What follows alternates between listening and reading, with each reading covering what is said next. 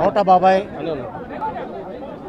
లేరు అనే మాట వినగానే చాలా బాధేసింది.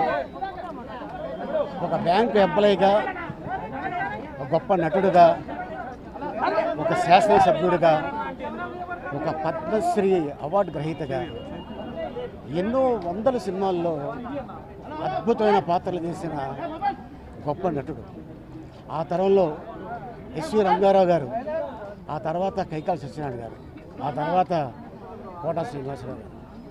కోట బాబాయ్ నేను దాదాపు 200 సినిమాలు పైన కాంబినేషన్ చేసి ఉంటాం. కొడుగ్గా, తమ్ముడుగా, ఫ్రెండ్గా, అసిస్టెంట్గా, తోటి నటుడిగా ఎన్నో సినిమాలు యాక్ట్ చేశాను. తెలుగు అంటే చాలా ఇష్టం, తెలుగు నటులు అంటే చాలా ఇష్టం.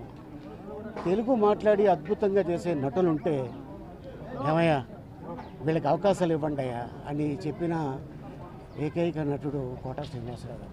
ఎందుకంటే వాళ్ళు ఇండస్ట్రీని నమ్ముకొని వచ్చారు, వాళ్ళకి వేషాలు ఇవ్వండి అని ఎప్పుడు కో డైరెక్టర్లకి, డైరెక్టర్స్కి, నిర్మాతలకి అందరికీ రిక్వెస్ట్ చేశారు.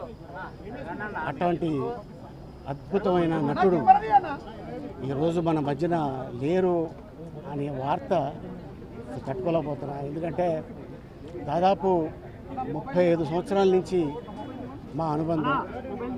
ఎక్కడ కూర్చున్నా కూడా అరే మధ్యాహ్నం బ్రేక్లో మనం కూర్చొని తిన్నావురా అని చెప్పేవాడు.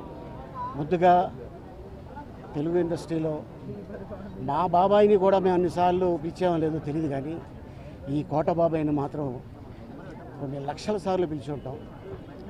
సో మా కుటుంబానికి నా ప్రగాఢ సానుభూతి తెలుపుతున్నాను. Thank you.